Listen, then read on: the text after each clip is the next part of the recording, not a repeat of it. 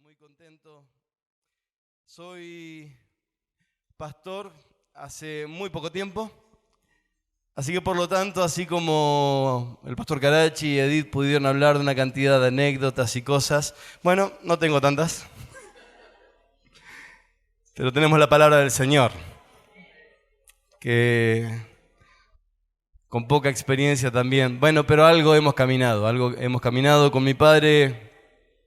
Cuando era chico vivimos en Esquina Corrientes, después fuimos trasladados de vuelta a Santa Fe, donde él estuvo en la Casa Bíblica durante muchos años como director. Ahí me crié y uno se crió con esta mentalidad misionera, se crió sabiendo que cuando el Señor diga, ahí vamos, y había que salir.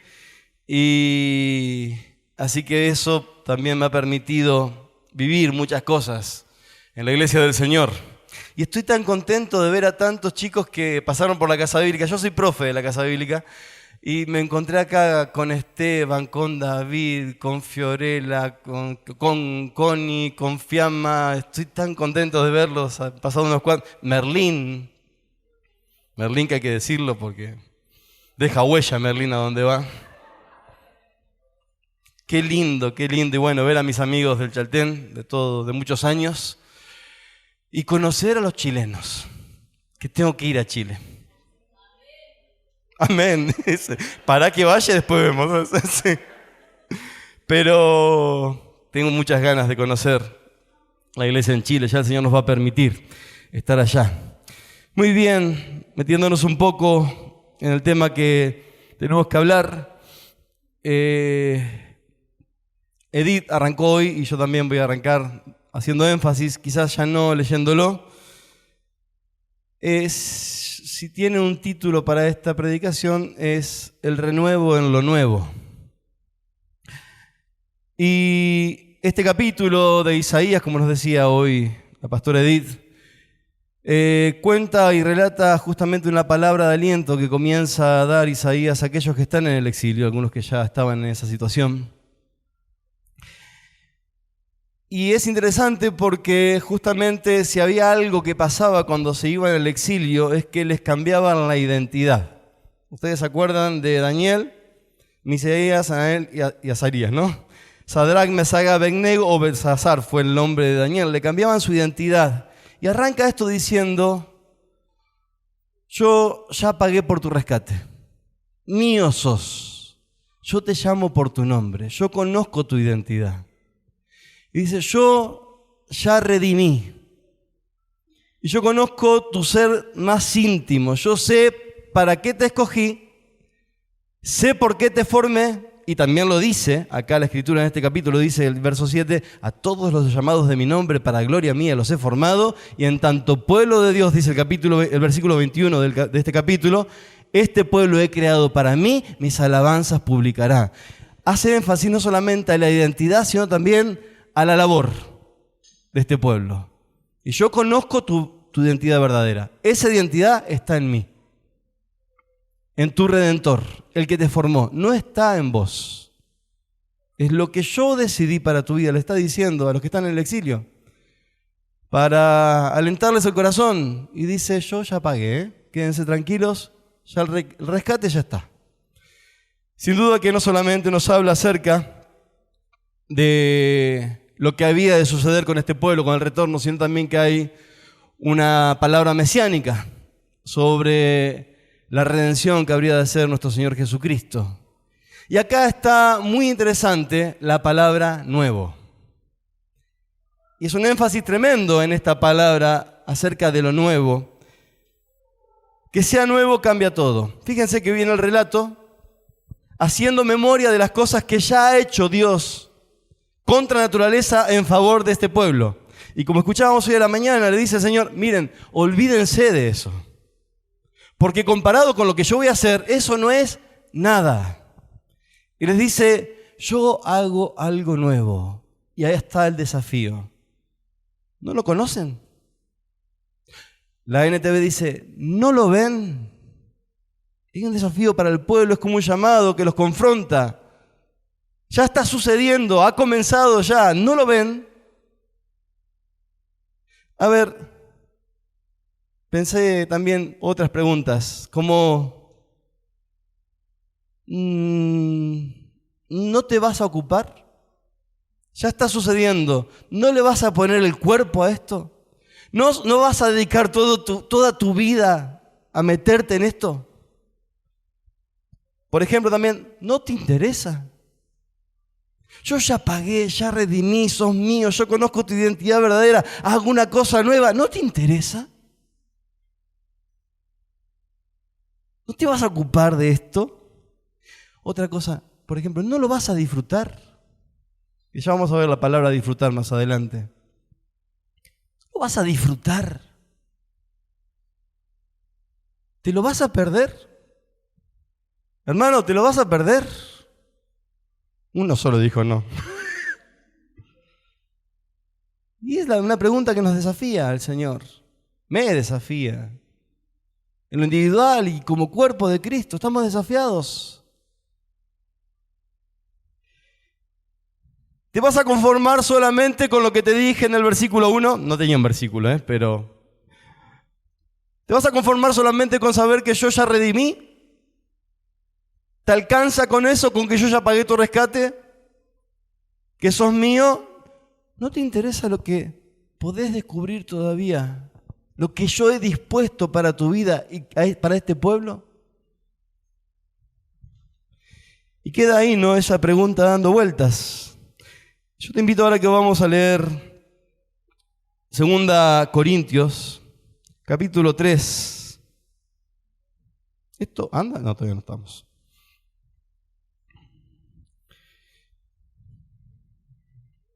Acordate que el capítulo es el renuevo en lo nuevo. Y 2 Corintios capítulo 3, verso 5, vamos a arrancar desde ahí. El apóstol Pablo arranca diciendo algo muy interesante. ¿Te acordás que te dije que Dios le dice, todo lo que vos sos, lo sos en mí? No se trata de lo que sos en tanto tu carne, sino en tanto que yo te redimí, que sos mío y que yo conozco tu identidad está en mí. Y arranca diciendo el apóstol Pablo, no es que pensemos que estamos capacitados para hacer algo por nuestra propia cuenta. Dice, nuestra aptitud de ser apto, nuestra aptitud proviene de Dios. Él nos capacitó para que seamos, y acá viene esto, la palabra nuevo, ministros de un nuevo pacto. Este no es un pacto de leyes escritas, sino del Espíritu. El antiguo pacto escrito terminaba en muerte, pero de acuerdo con el nuevo pacto, el Espíritu da vida. Verso 7. El camino antiguo, con leyes grabadas en piedra, conducía a la muerte, aunque comenzó con tanta gloria que el pueblo de Israel no podía mirar la cara de Moisés, pues su rostro brillaba con la gloria de Dios, aun cuando el brillo ya estaba desvaneciéndose. ¿No deberíamos esperar mayor gloria dentro del nuevo camino, ahora que el Espíritu Santo da vida? Si el antiguo camino que trae condenación era glorioso, ¿cuánto más glorioso es el nuevo camino que nos hace justos ante Dios? De hecho, aquella primera gloria no era igual que Isaías. Aquella primera gloria no era nada comparada con la gloria sobreabundante del nuevo camino. Así que si el antiguo camino que ha sido reemplazado era glorioso, ¿cuánto más glorioso es el nuevo que permanece para siempre? Ya que este nuevo camino nos da tal confianza, podemos ser muy valientes. No somos como Moisés, qué locura esto, ¿no? Tremendo hombre, y dice acá el apóstol, nosotros no somos como Moisés, quien se cubría la cara con un velo para que el pueblo de Israel no pudiera ver la gloria, aun cuando esa gloria estaba destinada a desvanecerse. Pero la mente de ellos se endureció y hasta el día de hoy, cada vez que se lee el antiguo pacto, el mismo velo les cubre la mente para que no puedan entender la verdad. Este velo puede quitarse solamente, se quita solamente al creer en Cristo. Efectivamente, incluso hoy en día, cuando leen los escritos de Moisés, Tienen el corazón cubierto con ese velo y no comprenden.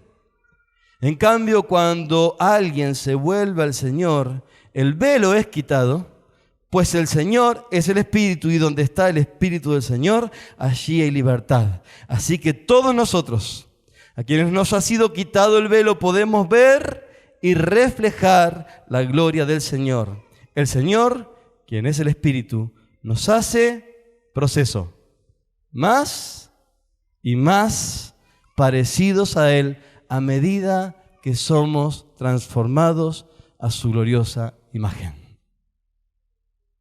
Hermanos, a los que hemos creído, todo es nuevo. Amén. Todo es nuevo. Dice el apóstol Pablo, las cosas viejas pasaron, y aquí todas han sido hechas nuevas. Nuestra vida delante del Señor comienza a ser sometida al juicio de aquel gran día, donde vamos a tener la vida eterna, pero seremos juzgados en nuestras obras, a ver si fueron malas o buenas, si fuimos fieles o infieles, pero tenemos esta nueva vida que es firme y permanece para siempre. Por lo tanto, cuando leemos nuevo, es interesante lo que Isaías está diciendo, porque usa la palabra nuevo también entendiendo lo que habría de suceder con este Redentor, Jesús. Cuando hablamos de nuevo, no estamos hablando de algo que es nuevo en tanto que ha comenzado hace poquito, algo que recién arranca. No, es nuevo porque es su naturaleza, porque es nuevo siempre, porque no envejece, porque no se degrada, porque no deja de ser. Es nueva vida. Ha pasado el poder de la muerte y el pecado. Tenemos vida nueva. Estamos en lo nuevo. Y dice el apóstol Pablo, nosotros somos ministros de las cosas nuevas. Nosotros ministramos lo nuevo. Y dice el apóstol que en esto nuevo somos más y más transformados. Hay un proceso de renuevo en lo nuevo. ¿Me dicen amén? ¿Estamos de acuerdo con esto? ¿Qué es lo que pasa con esto nuevo? A ver, ha pasado ya el tiempo, como dice Hebreos 8, en el que nuestras vidas, los seres humanos ministraban sombras y copia de lo que habría de venir. Aquellos eran elementos externos que expresaban la santidad de Dios, que expresaban la justicia de Dios, que expresaban el poder de Dios, pero eran elementos externos, era una copia con lo que se ministraba. Y eso iba a desaparecer, dice Hebreos 8, que todo lo que se envejece es propenso a desaparecer. Pero ahora hay un ser humano perfecto que ha entrado en los cielos, en el tabernáculo verdadero, que está para siempre. Él es sacerdote, sumo sacerdote para siempre, y dice Hebreos que nuestras vidas están ancladas al lugar santísimo con este ser humano perfecto que ha entrado en el verdadero tabernáculo. Ponete contento, hermano. Estás ahí, juntamente con Cristo, sentado en lugares celestiales. Nosotros somos ministros de un nuevo pacto. ¿Hay algo acá? Ahí está. Bien, perfecto, estamos bien. Estaba el desafío ahí. Entonces, le dice Jesús en un momento a la mujer samaritana, a ver, querida, ya pasó el tiempo de los lugares geográficos. No es acá, no es allá. Ha llegado la hora de que los adoradores adoren en espíritu y en verdad. Aquello desapareció. Ya no hay un tabernáculo hecho por manos humanas, sino que nosotros ministramos las cosas del cielo. Aleluya. Te va poniendo contento, me gusta. Me gusta. Somos ministros de un nuevo pacto. No lo vamos a conocer. No nos vamos a interesar por nuestro ministerio. Acuérdense, el ministerio es servicio, ¿eh? No como los políticos que son ministros, no sé qué, parece que tienen mucha importancia. Es esclavo, es servicio, es ser siervo. Estamos para entregar la vida a este ministerio que el Señor nos ha concedido. Ministramos lo nuevo conforme a lo que Dios dice que somos. Bien, avanzamos acá. Por lo tanto, ya no hay elementos externos, aquel sistema de adoración ha desaparecido. Bueno, me detengo un poquito en lo anterior. Lo que está diciendo el escritor de Hebreos a los hebreos está un poco preocupado.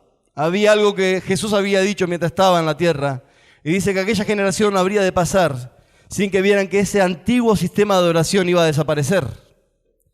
Claro, se escribe antes del año 70, la carta de los hebreos.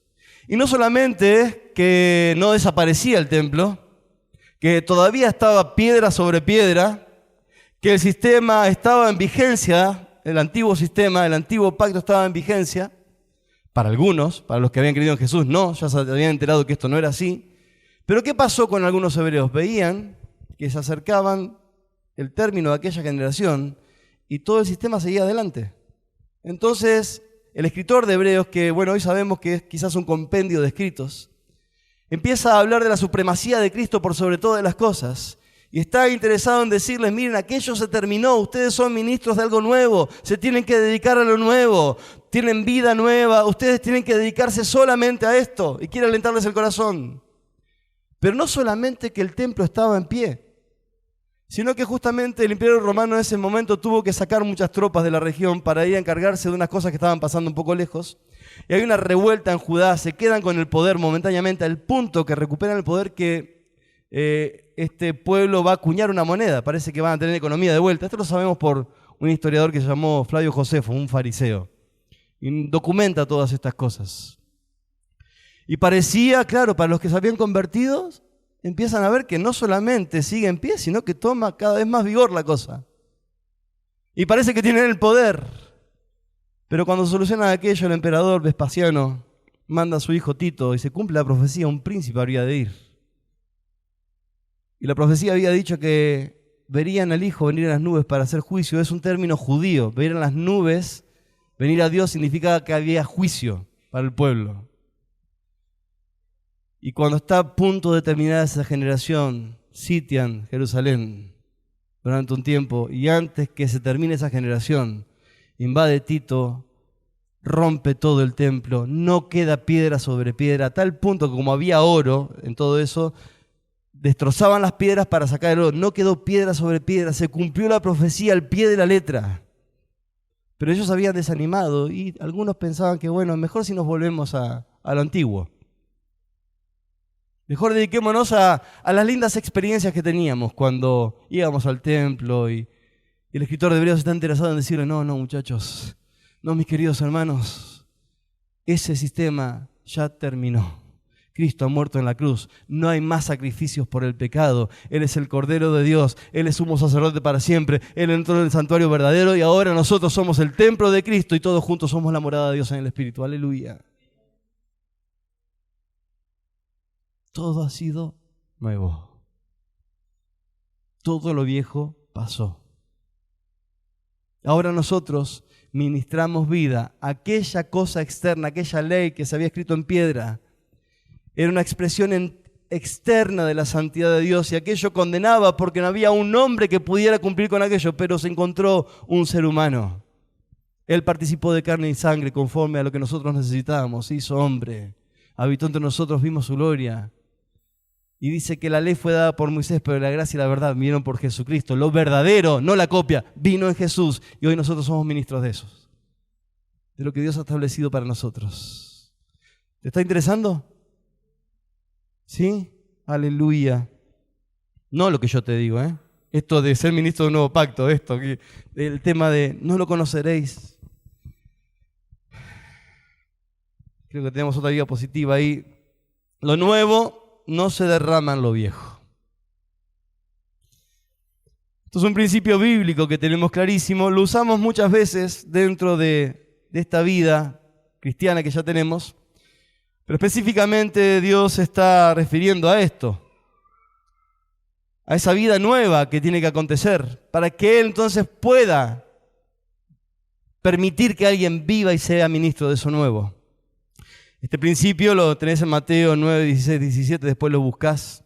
Dice que no se echa, no se mezclan telas nuevas y viejas porque se rompen o no se echa un vino nuevo en una vasija de cuero. Esto es lo que es un odre. Porque si no, al final también se echa a perder, se rompe, explota y se echa a perder ambas cosas. No sirve. Y Jesús dice, tiene que ser todo nuevo para que venga algo nuevo. Y esto fue algo que le pasó a Nicodemo. ¿Se acuerdan? Nicodemo tiene inquietudes acerca del reino y reconoce la divinidad en Cristo. Sabemos que venís de Dios. Las señales y los milagros que haces, sin duda estos. Pero no logra entender Nicodemo, este hombre que era alguien respetado para la época, entre los que estudiaban la ley. Y le dice, mirá, le dice Jesús, te digo una cosa, que si no naces de nuevo, no vas a conocer las cosas del reino. Porque lo nuevo no se derrama a lo viejo. Es imposible que funcione así. Le dice Jesús, la naturaleza humana solamente puede reproducir cosas humanas. Pero lo que es nacido de Dios puede ministrar las cosas del reino de Dios. Lo que es nacido de la carne, carne es, dice también el apóstol Pablo, pero lo que es nacido del Espíritu, Espíritu es. Dice, tenés que nacer de nuevo para esto, para poder entender, para poder disfrutarlo, para que yo te pueda mostrar cosas que quizás no vas a poder explicar, pero de repente van a ser una experiencia en tu interior que van a ser innegables. Como le pasó al apóstol Pablo, ¿se acuerdan? Pobrecito, yo siempre digo, pobre el apóstol Pablo. Fue al tercer cielo y le revelaron cosas que yo digo, si yo volvía después de ahí, un fanfarrón, hubiese querido decirle a todos lo que yo vi. Y claro, a Pablo quizás le pasó algo parecido, dice, pero no le he dado al hombre a expresar. Son cosas que ojo no vio, ni oído yo, ni han subido a la conciencia de los hombres. Y a veces queremos decir que esos son los milagros y los prodigios. No, porque eso lo hemos visto los hombres. Son cosas que pertenecen a la intimidad del Señor. El Espíritu que escudriña lo profundo de Dios nos lleva a esos lugares y a veces no podemos decirlo. Gracias.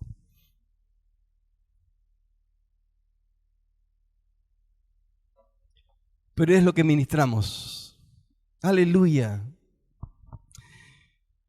Hermanos, no necesitábamos ser moralmente mejores. Jesús no vino para hacer su obra, para mejorar nuestra naturaleza carnal. De repente ser un poquito mejores, ¿no?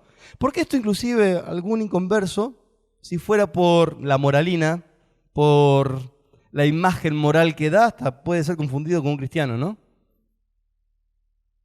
Pero si no se nace de nuevo, no podemos ministrar las cosas del reino.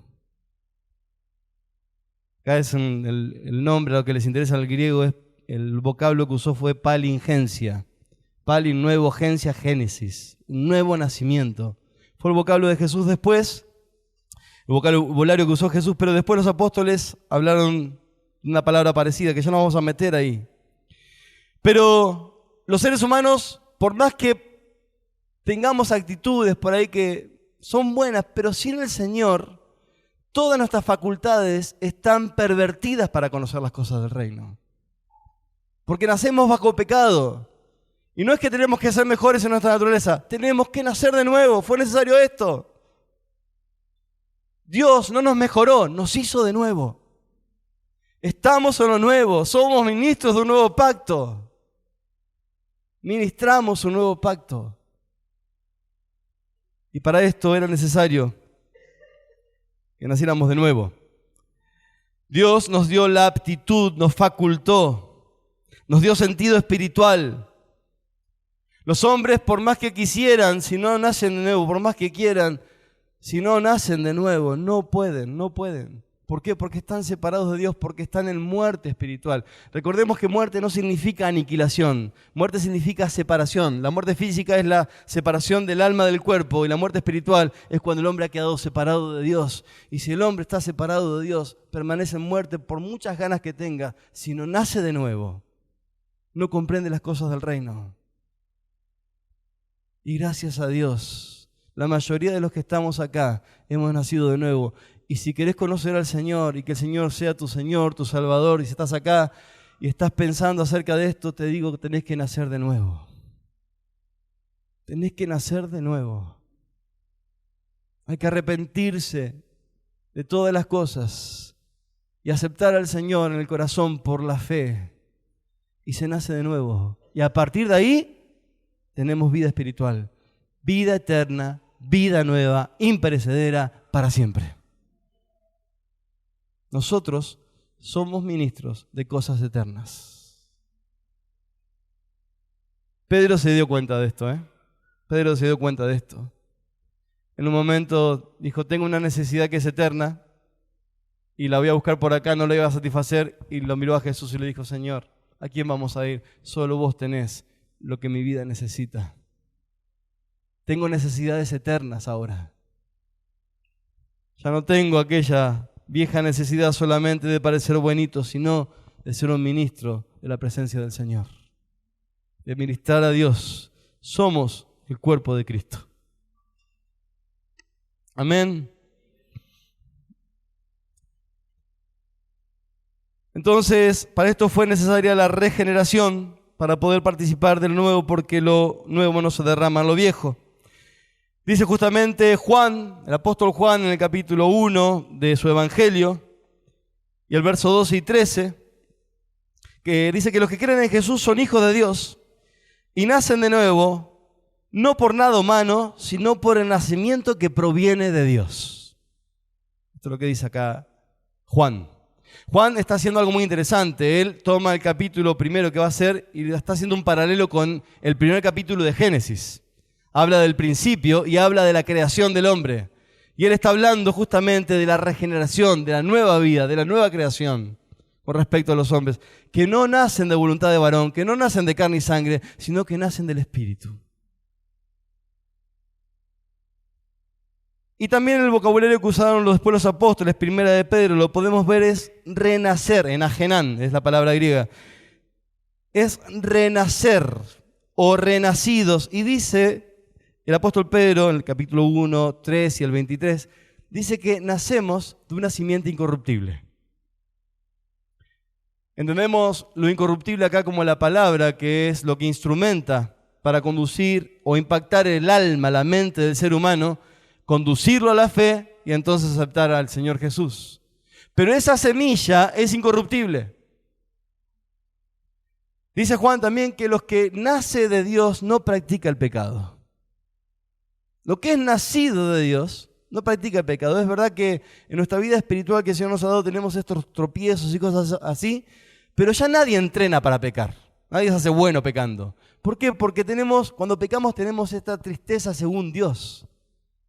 Vieron que nos duele el corazón. Esto es una de las pruebas que podemos tener para ver si hemos nacido de nuevo, si tenemos nueva vida. Si seguimos pecando y no nos pasa nada, bueno, hermano, y hay que revisar. Pero cuando nos convertimos hay una tristeza según Dios. Esa tristeza, ese Espíritu Santo contristado también lo experimentamos en nuestro interior porque somos el templo del Espíritu Santo. Y entonces nos damos cuenta que tenemos que ponernos ahí a cuentas, pero ya no podemos practicar. ¿Por qué? Porque hay una simiente que es incorruptible. No podemos pecar, no podemos practicar el pecado. Hay una simiente que es incorruptible. Hay un espíritu que persevera a través de nosotros. No somos nosotros perseverando, hermanos. No es nuestra voluntad, es Dios obrando a través de nosotros. Es la perseverancia de Dios en los santos. Es su fuerza, Él pone el querer como el hacer por su buena voluntad. Porque la simiente es incorruptible, hemos renacido conforme a esta simiente y ahora disfrutamos de todo lo nuevo que el Señor nos ha confiado. Nuestra vida y su obra. Aleluya.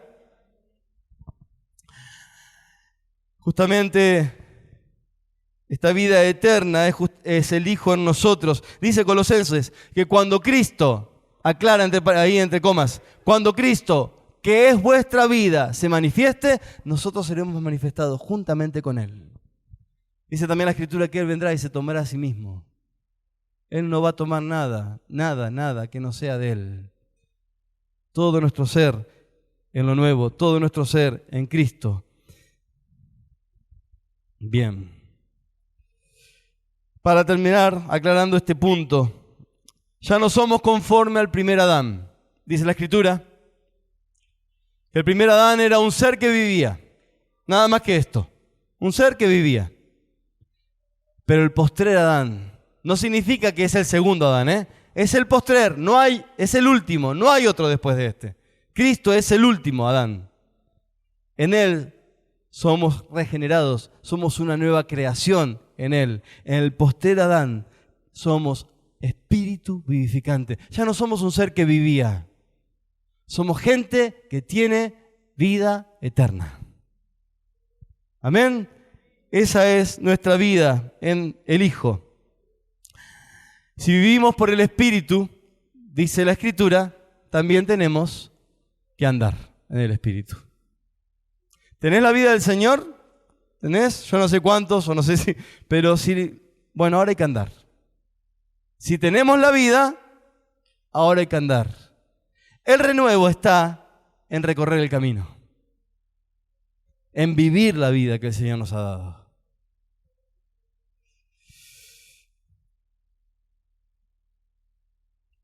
Dice Tito,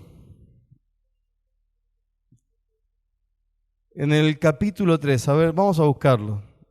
Perdón, Tito no, Pablo le dice a Tito, pero bueno, vamos a ir a Tito ahí. Porque me interesa mucho este texto, porque Tito encuentra los dos conceptos. Perdón, Tito, la carta. Encuentra los dos conceptos y dice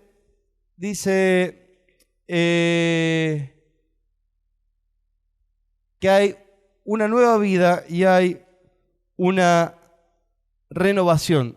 Tito, lo pones ahí, Tito 3:5. Si no lo busco acá. Dice,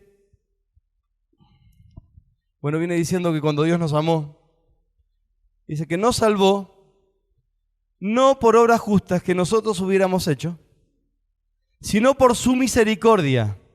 Y acá están las dos palabras. Por el lavamiento de la regeneración, la nueva vida, y la renovación en el Espíritu Santo. Entonces, hay una nueva vida, pero también dentro de la nueva vida hay una renovación que tenemos que experimentar. La regeneración se experimenta una sola vez. La regeneración se experimenta una sola vez. Es justamente lo que dice Juan 5:24, que hemos pasado de muerte a vida. Esto se vive una sola vez. Pero la renovación es una experiencia constante. Tenemos la vida y ahora hay que vivir esa vida. Ahora tenemos que vivir en ese renuevo permanente. No me quiero extender mucho, pero dice, por ejemplo, 2 Corintios, creo que es ahí, si no te mal, 4:16, que el hombre interior se renueva de día en día. Los otros días estaba con los chicos de Casa Bíblica viendo una de las teologías y estábamos explicando un tema bastante difícil de entender, que es la doctrina de los decretos. La cuestión es que bajo esta doctrina decimos que Dios, el conocimiento que tiene, ha decretado cuánto ha de suceder. Todo. Es el arquitecto de esta vida que tenemos. Entonces, por lo tanto, Él no conoce o hace conforme a se le va ocurriendo, sino que entiende y conoce conforme a diseño, como un arquitecto. Conoce el final desde el principio. Él no es un Dios que va detrás de los acontecimientos, porque si esto sucediera, modificaría a Dios, y no puede ser. Es un decreto que Él ha puesto, y esto va a suceder como tiene que suceder porque Él lo ha decretado. Claro, y acá entra en juego el tema de la libertad del ser humano, ¿no? Entonces estábamos con este tema con los chicos. Está muy lindo, yo disfruto mucho como profe. No entiendo cómo se resuelve, pero yo disfruto mucho de cómo ellos afligen en ese momento. Y hay una objeción que se le hace a esta doctrina, que dice, por ejemplo, que le quita al ser humano, si Dios ya hizo todo y está en su decreto y qué sé yo, dice que al ser humano le quita las ganas de esforzarse. Porque si al final Dios lo dijo, ahora hay una realidad, hermanos. Imagínense, yo estaba hablando con chicos de Casa Bíblica. Han decidido pausar un poco el desarrollo que este mundo exige en cuanto a conocimientos, trabajo y cosas así, para dedicarse exclusivamente a la formación en el Señor, en las Sagradas Escrituras, para vivir, y tienen un fuego acá adentro, y les pasa todo lo contrario. Les dan ganas de esforzarse, de seguir adelante. Y a vos, hermano, te pasa lo mismo que a mí. Justamente Él decretó y no nos importa. Todos los días queremos ir hacia eso que queremos experimentar, ese renuevo en el Señor. Es mentira, porque el Espíritu Santo nos impulsa, nos impele, hace algo acá adentro que nos da ganas de trabajar. Es una realidad. Muy por el contrario, no sucede esto, no nos quita las ganas de hacer. Saber que es la voluntad del Señor nos impulsa. Es su decreto, amén. Y no sé dónde queda mi libertad. Me voy a dedicar a lo que el Señor ha decretado, porque ahí está la esperanza de mi gloria. Amén. Dice también Colosenses 3:10 que tenemos que vestirnos de esta nueva naturaleza. Hoy lo decía Edith, ¿no? Que parece que por ahí lo usamos como un saquito que parece que lo sacamos y listo, ¿no? No. El tema es que es incómoda, ¿vieron? Pero yo creo que después de un buen tiempo de insistir, se debe volver algo muy bonito. Yo veo a los hombres que nos precedieron y siguen ahí. Entiendo un poquito a Caleb. Entiendo, no por mí, por ver a mi papá, que está viejo. Mi papá está viejo. Pero entiendo un poco a Caleb. Qué hombre, ¿no?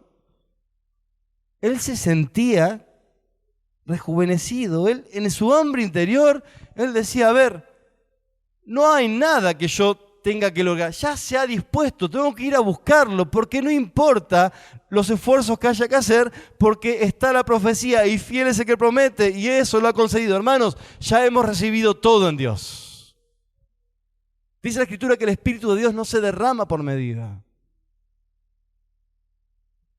No nos falta nada de Dios, sino que en este renuevo vamos cada vez más profundamente en el conocimiento de todo lo que ya hemos recibido.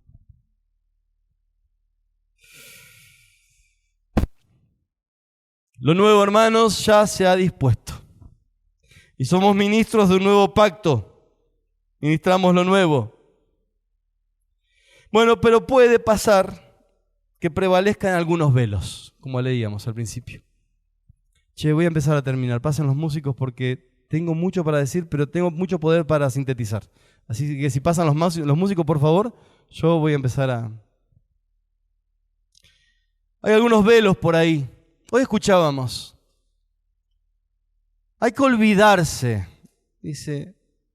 dijo Edith, justamente, olvídate de aquello que pasó, porque somos ministros de lo nuevo.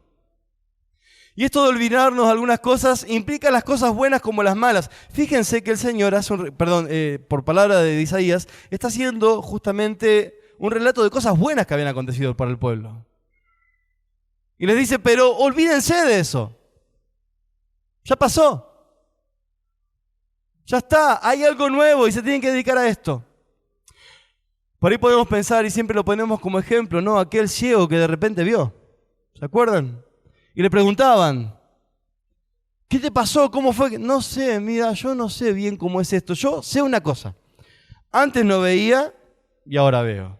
Y lo llaman los padres. Sí, viene acá. Es una tragicomedia eso lo que sucede ahí. Y el tipo no tiene otra respuesta. Yo sé una cosa, miren, yo antes no veía, ahora veo. Esto es lo que tengo para decirles. Y el relato termina ahí. Pero imagínense si lo encontrábamos al ex ciego después de muchos años, y nos decía, yo soy una cosa que antes no veía y ahora veo, hermano, entonces ¿para qué te dio los ojos el Señor? Porque tenés para contarme mucho más. Porque ahora que ves, tenés la capacidad de trabajar, tenés la capacidad de servir al Señor en distintos lugares, en distintos momentos. El Señor te capacitó para que ministres nuevas cosas. Qué lindo que son los testimonios por ahí de algunos hermanos. Yo antes mataba a 3 tipos por día. Qué bárbaro, ¿no? Impacta el corazón. Pero qué lamentable cuando pasan los años y es lo mismo. Hermanos, nuestro testimonio es Cristo. Yo siempre pienso en el apóstol Pablo, ¿qué le habrá pasado cuando se acordaba de Esteban? ¿Se acuerdan lo que es Esteban? La clase de teología que da antes de que lo maten. Y cuando habrán pasado los años, Pablo dijo, me lo dijo todo, todo, y no lo vi.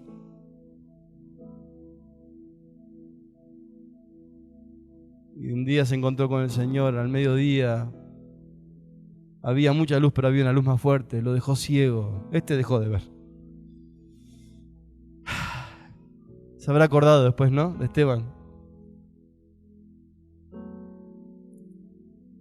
Cosas que no podía ver, pero de esto también se tenía que olvidar el apóstol Pablo. De lo bueno y de lo malo. Hoy escuchábamos también cosas malas, las que hay que olvidarse.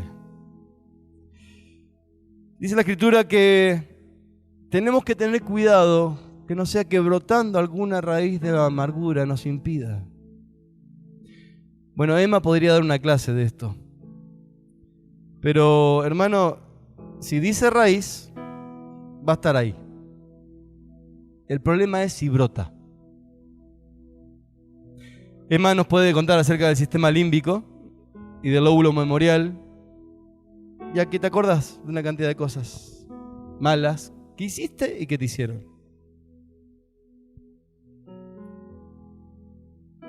Y va a estar ahí en la memoria, ¿eh? Y eso provoca una emoción. Y según cómo pensamos acerca de esa emoción, la interpretamos a la emoción y ahí aparece el sentimiento. Con mi pensamiento, según cómo interpreto la emoción, siento. Si pasado el tiempo, hermanos, seguimos sintiendo de la misma manera, que nos conduce al pecado, a la amargura, qué lamentable. Vamos adelante, vamos a renovarnos, que no broten, que en un momento interpretemos de tal manera que sintamos como Jesús, que pensemos como Jesús y que aceptemos todo eso que ha sucedido, desiertos por nuestra culpa o porque Él nos sometió. Pero aprender a pensar como el Señor, para sentir como el Señor.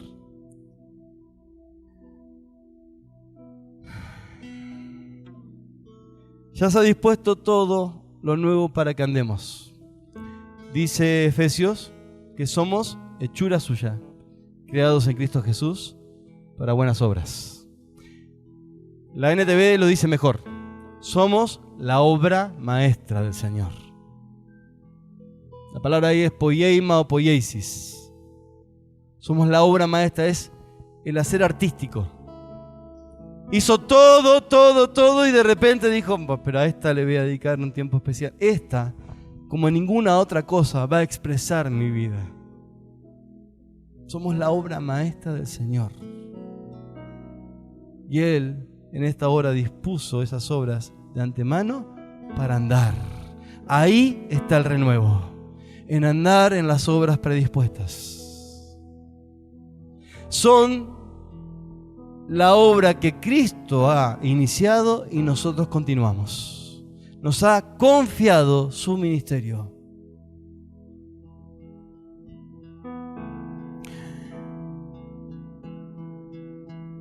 Y tiene Pablo un ruego, está muy largo, ya no quiero extenderme. Che, ¿pasan cantantes? ¿Sí? ¿Me van a ayudar? ¿Alguien que cante? Dice Pablo a los Efesios en el capítulo 1, verso 15 al 23. Después lo vas a leer. Tiene un ruego él. Dice, quiero que se le abran los ojos para que de una vez por todas entiendan todo lo que ya son, todo lo que ya tienen, para que se dediquen a lo que yo he dispuesto para ustedes. Esas riquezas en la gloria del Señor.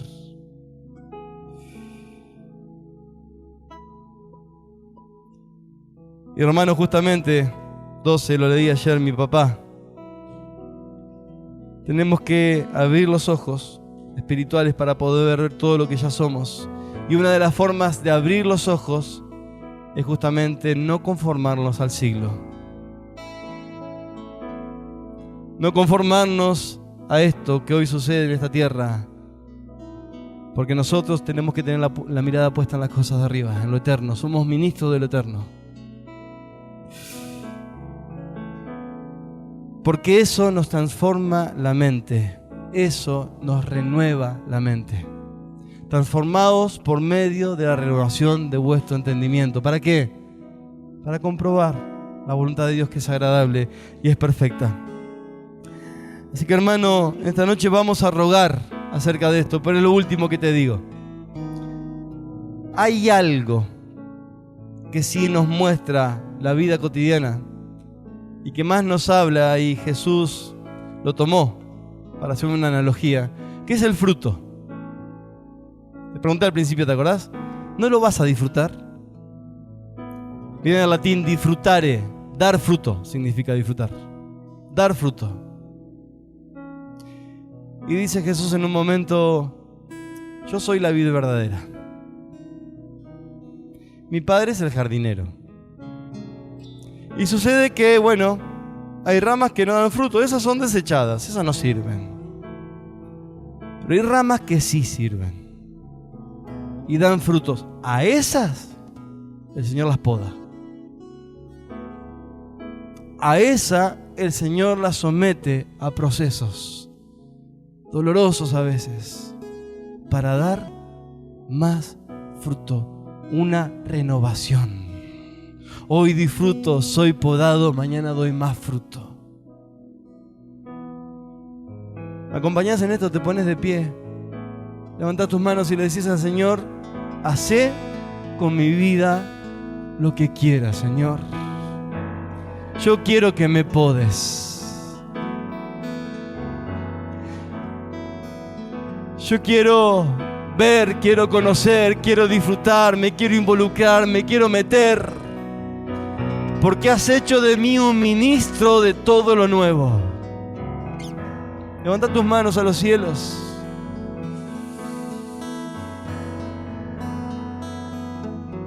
En un momento dice un rey al pueblo: no se hagan los tontos, los elegí a ustedes. Los elegí a ustedes para que se encarguen de mis cosas. Ponete delante del Señor y decirle: Señor, yo quiero ser renovado en lo nuevo. Yo quiero ser renovado en lo nuevo, Señor, quiero ser renovado en lo nuevo. Quiero ir más allá, más profundamente, Señor, más profundamente. Yo quiero ir al interior de tu ser. Decirle: Señor, no me quiero conformar con saber que solamente tengo nueva vida. Ahora quiero vivir la vida que me has dado, Señor. No me conformo a saber que tengo la vida del Espíritu. Quiero andar en el Espíritu. Quiero ser renovado una y otra vez.